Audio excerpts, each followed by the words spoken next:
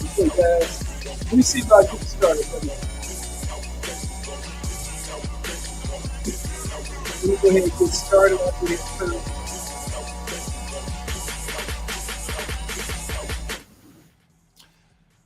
Hey guys, how's it going? Um, Today, I'm going to continue my series on narcissism is a network. Um, and if you are under attack by a narcissist, or if you're under attack by a group of narcissists, you need to get help right away.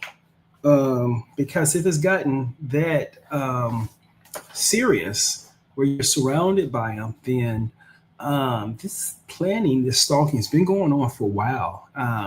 And these people have you in a very vulnerable position, and you need to get help right away. Um, Narcissists are cowards, and they always stab you in the back.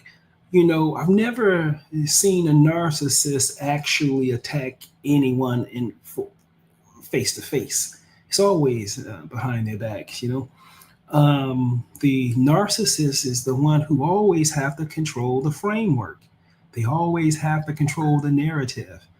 And if you look at them, they are always in charge of the experience that everyone is having.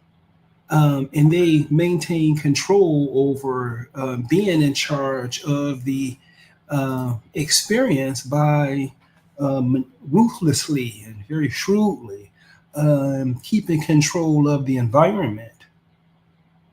So they, instead of people freely interacting with each other, over the years that I've worked with a lot of sick narcissists, sick people, seems like they form sort of like a hub and spoke, sort of like one of those old wheels, a wheel, like on a horse carriage, where the narcissist serves as the central figure, and each point has a relationship directly with the narcissist. And each point of the wheel, everyone is ignoring, or the narcissist put blocks between communication for everyone else.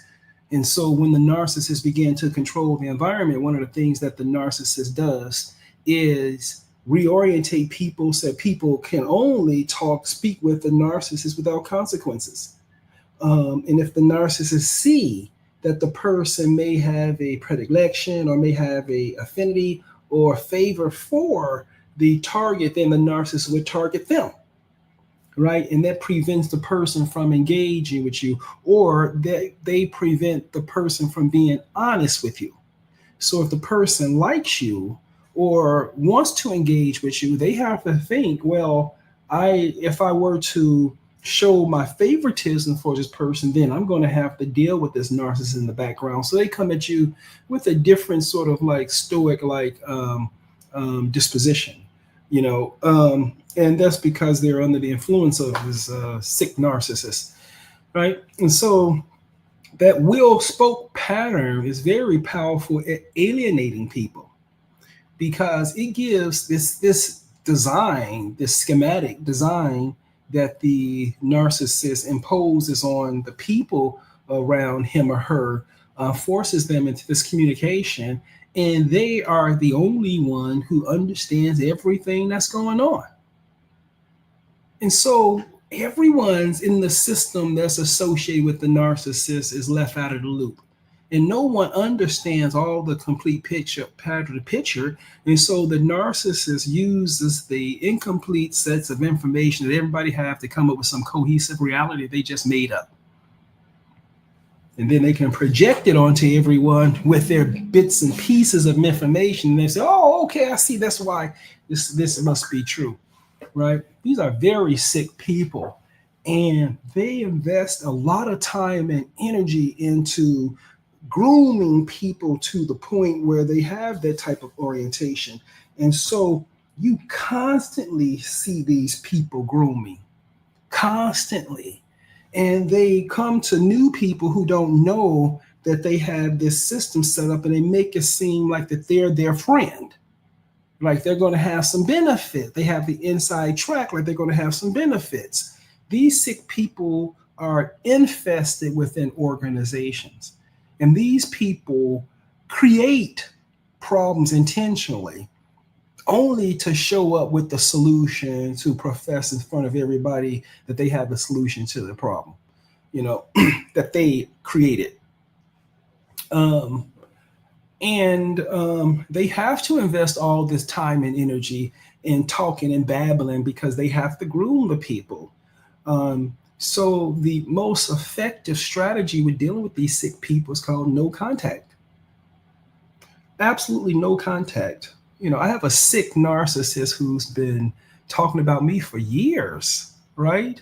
And the only way I deal with this sick person is through no contact. Because if I never said anything about this sick person, if I never made reference to this sick person, and if I was never around this sick person doesn't have any information that they can use to target me. They can come up with a plan, but the plan won't stab you in the back. It won't hit at all. So that's why they have to stalk you. For years, I've been stalked by this person. Always want to come into my reality to see what I'm doing.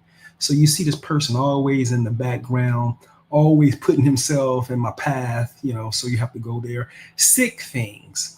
And it's almost like an obsession, just constantly talking about me, making references to me, everything. So all of us have to deal with these sick people because they're everywhere. And how do you deal with this type of filth? It's very difficult. So first, no contact, never address it, never talk about it, never talk to you, just keep doing your work and go. Because they want you to engage. When you engage, that's when you cross boundaries. If you cross boundaries, then that's going to be very difficult for you to defend yourself. So I'm dealing with sick narcissists now. And the only difference is I'm an expert at these idiots. I really understand what I'm doing. So you have to be very patient with these idiots. The last show, I went through a video with Trump, and when he was talking about Virginia Guthrie. And I made reference to narcissism as a network. And now we see that this QAnon conspiracy theory about very rich people being serial predators and going around the world abusing children. At first, it was like just a theory, right?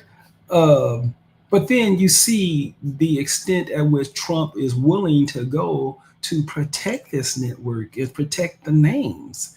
And he's the president of the United States. And I believe the most current event, they're going to just retract or just black out almost all of the stuff so you don't know anything about it. So these victims, they don't have anyone who could help them escape from the cruelty and the torturing that they experience by these very sick people. And these people are so powerful that they can shut down Congress and they can do all these things to protect themselves. And so how will anyone who run into this network survive? And I can imagine the violence directed towards victims who are currently in this network have to be severe because there's a public demonstration of the power of this group to overcome everyone else's interests and remain silent. And so it's interesting to see how this is going to play out. So I showed the video. So let me just briefly show the video of Trump during this conversation about Virginia Guthrie, and he stated that he stole her. But in the midst of the conversation, he said things that I think was not truthful. So let me just briefly play the video for a short period, and then you can see, okay? I think so. I think that was one of the... Watch the... Did one of those stolen, persons that include Virginia Guthrie? I don't know. I don't know. I think she worked at the spa. I think she worked at the spa. I think so. I think so. that was one of the people. Yeah. I think that was He one stole of the her. people. He stole And by the way, she had her. no complaints And about by the us. way, she had no complaints about us. None whatsoever. Did one of those... So, I question those responses. But, psychiatrist. I want to give you another example of narcissism as a network, and I think it's very important that you sort of understand this. So you're dealing with a conflict with the narcissist, you're not dealing with that individual. That individual is only there because he or she has the apparatus already in place to manage all the things that they're going to introduce into this network by you through them. And so I think you should really think of that returns. So in those regards. So this next example is a singer. Her name is Jaguar Wright. And this is just first, don't do like me and start looking at people's lives, right? She was the background singer on this song by Jay-Z called Song Cry, right? And she sounds so beautiful on the record. Her voice was just so beautiful. And it seems like it was so rich, and it seemed you can hear the pain. You can hear the pain in this lady's voice. And let me show you her YouTube page here. Okay, and so this is Jaguar right here. Okay, and soul singer, right? Let me find another photograph of her. Okay, let me find another. Okay, so this is her right here. Okay, has a beautiful voice, and she turned against Hollywood and started talking about everybody's business. Okay, and so I looked her up, and so I wondered, who is she? Does she have an album or something like that? And unfortunately, I looked her up, and I found her on YouTube here, and she doesn't look the same. This is a bad story, y'all. Unfortunately, her son was in the music industry too, and I think he was in more of the rapper section. And her son was murdered, right? I don't know his name, but I think he was known in the community. And she went to confront the people who she believes murdered him. Very sad. So it's a very sad situation. And she took her son's ashes and she began throwing her son's ashes on the people. And you see this just intense amount of pain. It's just something that you wouldn't want to ever watch. And so I need to issue a trigger warning with this. Don't listen to this. Don't look at this video. All right, let me give you an example of what you're about to see. Okay. This concept of level of consciousness. Okay, level of consciousness chart. And I was just on, just Googled it and stuff and found this. Okay, let me look over here. Two parts, love and fear. Okay, yin, yang. Okay. Anything, if your conscious level drops beyond a certain point where you feel fear, I think anything below that you can't profit. I mean, you can't build. Everything below is like going to be dismantled. You can't build under these circumstances. I think this is the house divided by itself, can't stand section of the consciousness map. And let me go here all the way down to the bottom. Okay, look, third dimension here. Let me see what's here. 12th dimension here. I guess I have 12 dimensions. Okay. All right, let's look over here at the bottom. Look, death. That's what she's dealing with. Shame. That's what she's dealing with. Guilt, apathy, grief, fear, desire, anger, pride, courage. That pride is, she believed they killed her son, but she's not going to back down. She's going to go in front of them directly. Right? Courage. Right? Now let me see. Let me go over here. Right. Okay. In this section, they describe this as purgatory and hell. I can see that in hell. And I would say, hey, this lady, this pain and suffering is awful. Look, drug intoxication right here. Look how low it gets you. suffering mental illness. And then look here. Oh, look, scorn. She was scorned. They took her son. Hate. She expressed they were hating, craving, anxiety, regret, look, despair, blame. Ah, okay. So this is a consciousness map. And so life here exists on a consciousness spectrum. And I think below a certain point, it's required for the whole species to evolve. You can't chop off the lower end of the spectrum. But this is where everything begins and sort of grows. I'm not sure. Begins and grows, I'm not sure. But it's a essential element of life, and so it cannot be removed. And so these sick narcissists, psychopaths, and sociopaths, it's not like you can actually remove them from the environment, because they're a component, a structural component of the environment, because they occupy those lower densities and the lower frequencies, and they serve a purpose, is to dismantle things and to destroy things. And that's what they do in your life. They dismantle and destroy everything you have. So that's the lower end here. And I think you want people, you want to engage with people here on this higher schedules, like, okay, let's say awareness, I don't know what those things, infallible, okay, enlightenment, over mind, okay, this is heaven. Okay, that's how you get to heaven. Okay, this is the heaven hell map, love fear map. But you see what I'm saying? Humans exist on a level of consciousness, and I think you better understand that, because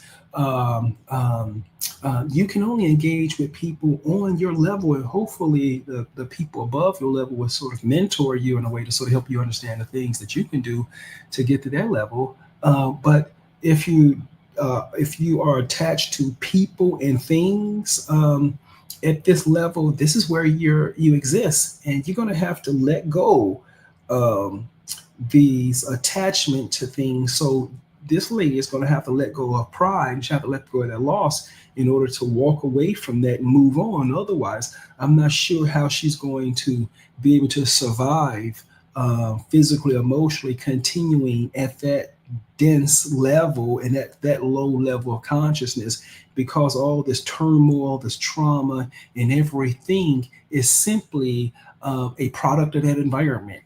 You mean if your consciousness goes down that low, then I don't think you're going to ever be able to try to escape the suffering. You would have to let go of the attachment what you have and try to find some way to raise your level of consciousness. So this next video, I'll do a trigger warning here. These are people who are down there at their lower level of consciousness, and to them this seems normal, but to people who look at this stuff, this is very tragic. So the discussion is about narcissism is a network.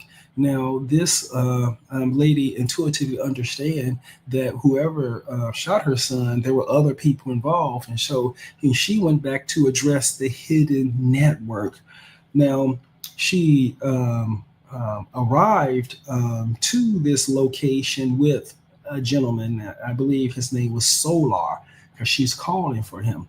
So this gentleman is exactly what I'm talking about. He had some interaction with her before they went to this confrontation. And once he got to the confrontation, he basically switched sides. So you would think that if he rode there you would think that if he drove there to have the confrontation with her, after she had the confrontation, you would think that he would say, okay, now let's leave. Let's leave. But he drove with her to have the confrontation. She had the conversation. Then he gets out the car and sets up a scenario where she can't leave. So this is what narcissists do. All right. They create the issue and then try to solve the problem. They try to do it in front of everyone as if they're not involved in it. And this gentleman went with her to confront the people who killed her husband, got her son, who she believes killed her son, got out the car and wouldn't let her leave. And so basically, from my standpoint, he's setting her up for further retaliation and problems like that. But all of this lady is involved with people at this lower density, and if she wants to ever survive this, she's going to have to let go of all those attachments and get to people who are on a higher level of consciousness. And that's the same issue with you also, is that the people who are around you who are on the lower level of consciousness, you're going to have to go no contact with these people. Otherwise, you're going to have to suffer the consequences of being in close proximity to these people and all the scams that they run with each other. So let me show you this. And I'm not proud to show this. This is just awful. Okay, so she's confronting the guy. Let me make sure I send this video. Yes. Okay. She's screaming for the gentleman who she drove to the car with. She's saying, please come. She's having a panic attack.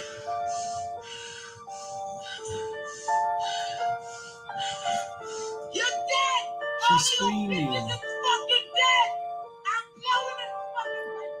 She got out the car, and now she's confronting the people who she believes killed her son. Motherfuckers! You motherfuckers! You fucking cut!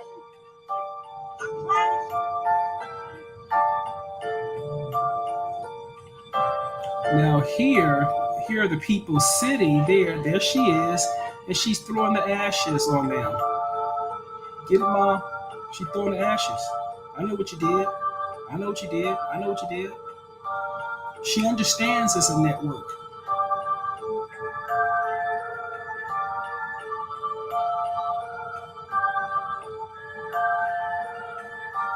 Now the guy she went with went over there and never came back.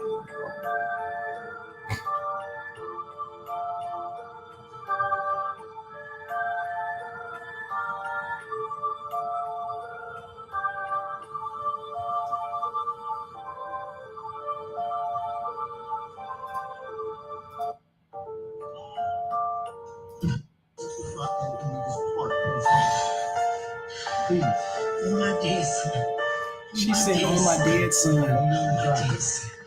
Oh my dear son. Oh my dear son. Now this gentleman appears here. This is the gentleman she drove there with.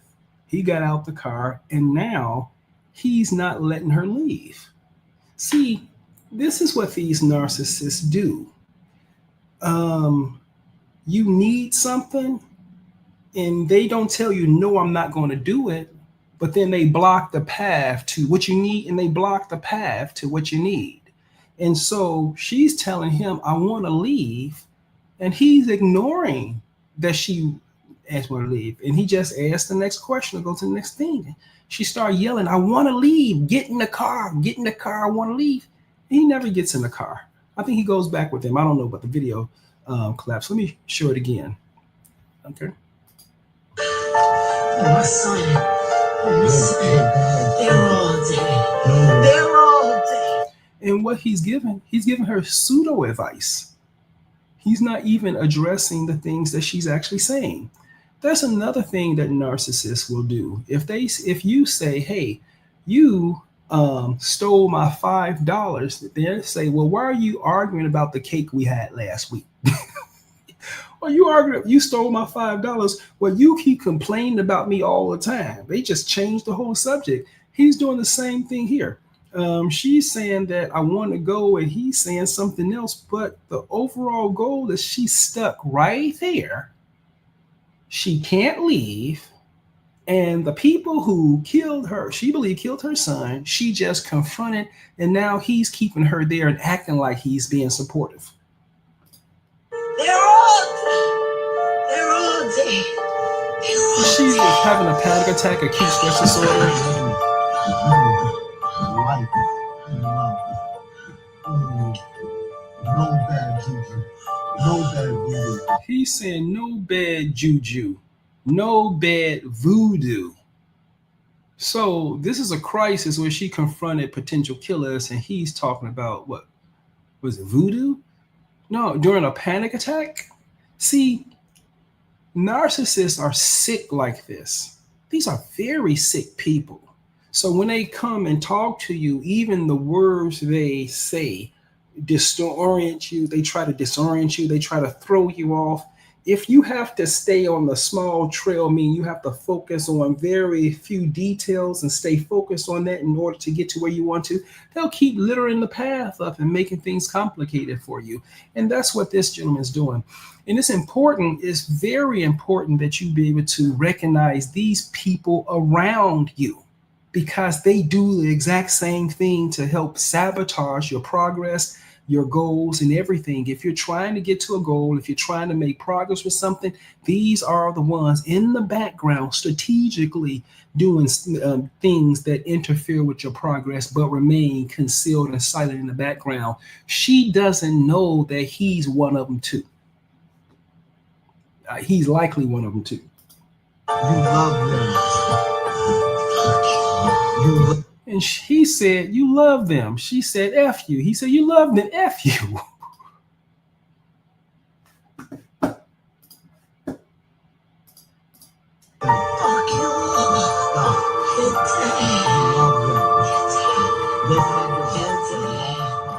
She said, you all dead. He said, no, you love them. He said something like, they had your back all this time. What? They killed my son. What's that? You see what I'm saying? Okay. Why is it like this? Explanation. Okay. This explanation it's easier to understand this explanation when you think in terms of video games. Okay. Now, when they create video games, they also create characters in the video games that basically controlled by the video game. They're not controlled by another human. And these are called non-person characters. These are characters in the game, but they're not controlled by a person. They're controlled by the system, basically. Now, there's a lot of purpose for these non-NPCs. Let me show you this. Okay. Here's a term I want to introduce called backdrop person. And I learned this person. Let me read this first. The concept of backdrop people, also sometimes referred to as non-player characters, NPCs, or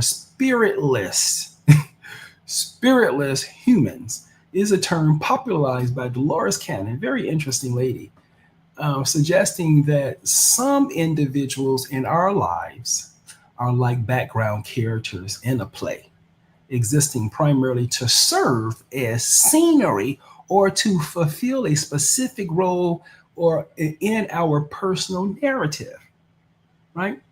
And so when I understood that concept of consciousness, that there's a range of people, and it probably make up the majority of people. The bottom is like things like growth is like a pyramid system. So I think the bottom is the land of the primitive, right? And this is where these people exist. But they're very fundamental to operation of the entire system, and you can't get rid of them. Right? You can only have a narcissist, psychopath, sociopath management system, you know. And so I think when you talk about narcissism, the group, I think they have to exist. This is when these NPCs or backdrop people, these unconscious people, that's when they gather together and exhibit primitive behavior like group stalking and predatory behavior, the same thing like wild dogs in Africa. You know, lions in Africa, it's just that the programming is just that primitive in terms of the stalking and their ability to remain covert and for them to constantly communicate with each other, update each other about what's going on with you while maintaining secrecy and preventing anyone in the whole environment from having any conversations with you or communicating with you. They have a lot of influence over these systems like this. So here, okay, Cannon's ideas suggest that not everyone we encounter is on the same level of consciousness or spiritual development. Right? Here are the characteristics. Backdrive people are described as appearing to be automatic or robotic in their behavior. Remember, I said the guy is repeating things that don't matter. He's repeating things that has nothing to do with what she's talking about. She's talking about a real loss, and he's talking about voodoo. Lack genuine curiosity. He's not in that interaction. He didn't ask her any questions. I mean, he had a purpose for how he wanted her to engage, and he did it. But he didn't consider her input at all, and she was the one that was suffering, or critical thinking. Voodoo has nothing to do with murder. Being easily swayed by trends or social pressures. Let's see when the narcissist grooms people around you.